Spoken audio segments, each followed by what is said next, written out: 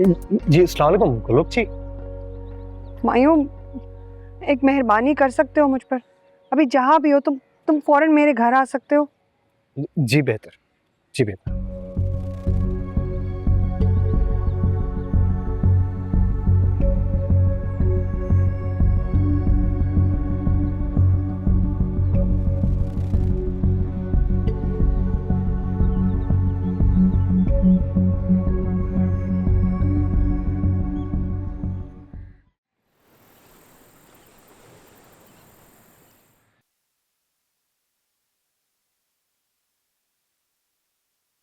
मायूं, तुम आ गए? अब गोलोक जी सब ठीक है ना? वो आपकी कॉल आई अचानक, मैं परेशान हो गया था।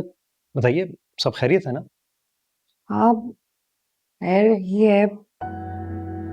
दरअसल इतने अरसे मैं अम्मी को किसी ना किसी तरह दिलासे में रख रही थी, और अब जब से तुम उनसे मिले हो, मायूं वो ना से ही उखड़ गई हैं।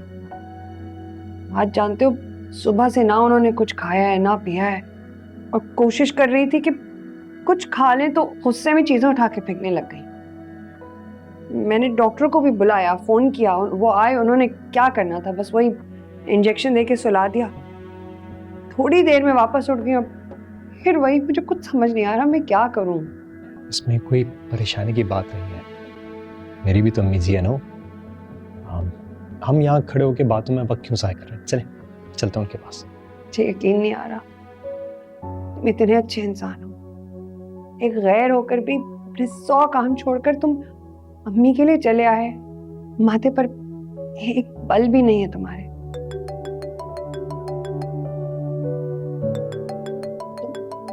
तुम ये कॉल रिसीव कर लो हुमायूं, अम्मी को तो वैसे भी आदत है, इंतजार करती ही रहती है। नहीं, अब नहीं, अब नहीं इंतजार करेंगे। चलिए आ जाओ प्लीज, आओ। जी जी, ऑर्डर वैसे ही काफी बड़ा है। मैं डिलीवर करवा दूंगी, इससे ज्यादा जल्दी हो नहीं पाएगा। जी आप फिक्र नहीं कीजिए। अल्लाह हाफिज।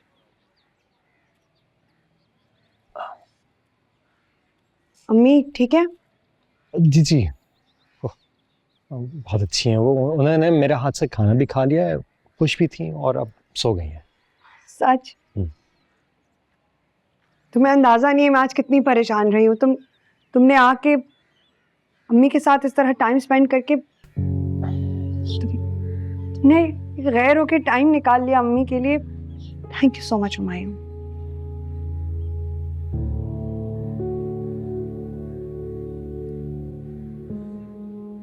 कोई बात है? आप परेशान लग रही हैं। वो क्या बताऊं तुम्हें, मेरे 3 बड़े कारीगर एक दूसरे बुटीक ने एक साथ तोड़ दिए मुझसे।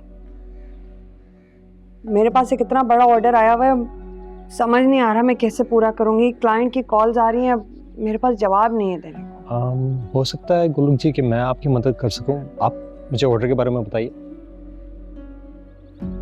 है तो बस स्टिचिंग है और फ्रंट एम्ब्रॉयडरी है, पर पीसेस बहुत ज्यादा है हुमायूं, तुम कैसे करोगे इतना सारा काम?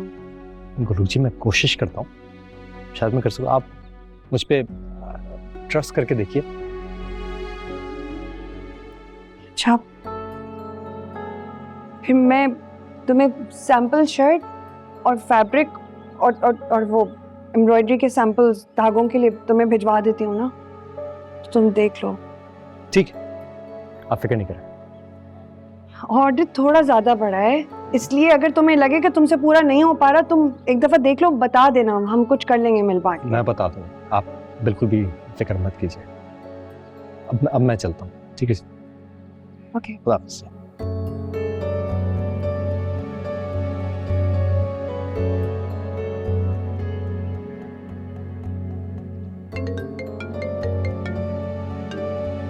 हेलो।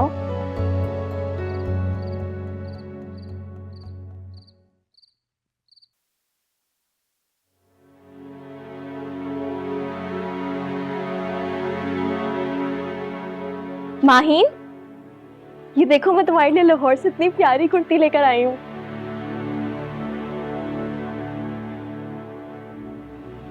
इसका कलर देखो, काम देखो इस पे कितना प्यारा हुआ है ना। क्या हुआ है तुम्हें? मैं नोट कर रही हूँ जब से मैं आई हूँ तुम चुप चुप सी हो। और मुझे तो ऐसा लग रहा है नरमीन और मोना आंटी का भी कोई जबरदस्त सा फड्डा हुआ है। दोनों ऐसे खूंखार निगाहों से देख रही थी एक दूसरे को। ईमान, इन सारी बातों की ना एक ही वजह है।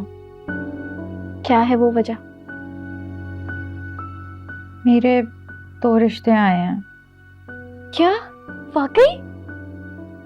माहीन, ये तो बहुत अच्छी खबर है। मुझे तो यकीन ही नहीं आ रहा। एक ना शुद्ध दो शुद्ध। कौन है भाई ये 2 कंटेस्टेंट्स और अचानक से कहां से टपक पड़े? वो एक तो सैयद साहब ने रिश्ता बताया है अब्बा को, कोई काजिम अली का। एक तो ये सैयद साहब, मुझे लग रहा है इन्होंने कोई मैरिज ब्यूरो खोल लिया है। पहले मोना आंटी और अब्बा की शादी करा दी, अब मुझे लग रहा है अब्बा तुम्हारी शादी भी वहीं कराएंगे जहाँ सैयद साहब कह रहे हैं। यकीनन दूसरा प्रपोजल ज्यादा अच्छा होगा। कौन सा है दूसरा प्रपोजल, कौन है? वो दूसरा प्रपोजल निहाल का है। निहाल? ये क्या कह रही हो तुम? निहाल के बच्चे की हिम्मत कैसे हुई दोबारा अब्बा के सामने आके उनकी दूसरी बेटी का हाथ मांगने की? नहीं हुई ना उसकी हिम्मत, उसने मोना आंटी से रिश्ता मांगा है। एक तो ये मोना आंटी, क्या बोलूं मैं इनको, हमारी सो कॉल्ड अम्मी बनती फिरती हैं। खुद जैसे गलत है ना वो, वैसे ही दूसरे गलत लोगों की हिमायतें कर रही हैं। वो गलत नहीं है ईमान, तुम्हें पता है वो बेचारा ना फंस गया था दूसरे मुल्क में, इस वजह से वो यहाँ नहीं पहुँच पाया और अब्बा ने पीछे पैनिक क्रिएट कर दिया और हुमायूं नरमीन की शादी करवा दी। बेचारा। और निहाल, ये क्या हो गया है माहीन, ये तुम हो? हाँ हाँ मैं ही हूँ। क्या मतलब है, मेरी कोई सोच नहीं हो सकती? मेरे अंदर कोई समझ है ही नहीं, मेरी कोई पसंद है ही नहीं, है ना? बुद्धू बोल दो मुझे। तो तुम कह रही हो तुम्हें निहाल का प्रपोजल पसंद है? मैं क्या बताऊं ईमान तुम्हें, सच सच बोलूं तो जब से ये प्रपोजल वाली बात हुई है ना, तब से निहाल का नाम जब भी आता है मेरा दिल जोर जोर से धड़कने लगता है। और जब वो 1-2 दफ़ा अब्बा की गैर मौजूदगी में हमारे घर आया ना, तो उसने जिस अखलाक और शराफत के साथ मेरी मदद की है वो मेरे दिल में उतर गई है। मैं भूल नहीं पा रही हूँ वो सब कुछ। बहुत अच्छा है ईमान। लेकिन माहीन, वो तो नरमीन की मोहब्बत है यार। हाँ तो बचपन से यही तो होता आया है कि नरमीन के पुराने कपड़े, उसके पुराने जूते, उसके स्कूल बैग सब मेरे ही तो हिस्से आए हैं। तो अब नरमीन का पुराना फियांसे भी शायद। या अल्लाह, मैं 3 दिन के लिए लाहौर क्या चली गई, यहाँ पूरी दुनिया उलट पुलट हो गई है। पहले निहाल बुरा था, अब निहाल अच्छा हो गया है। पहले नरमीन को पसंद करता था, अब माहीन को चाहता है। तो कुछ समझ ही, तुम देख लेना, अब्बा नहीं मानेंगे। अब्बा मान जाएंगे, मोना आंटी बना लेंगे। वाह। और जो सैयद साहब ने रिश्ता भेजा है काजिम का, उसका क्या होगा?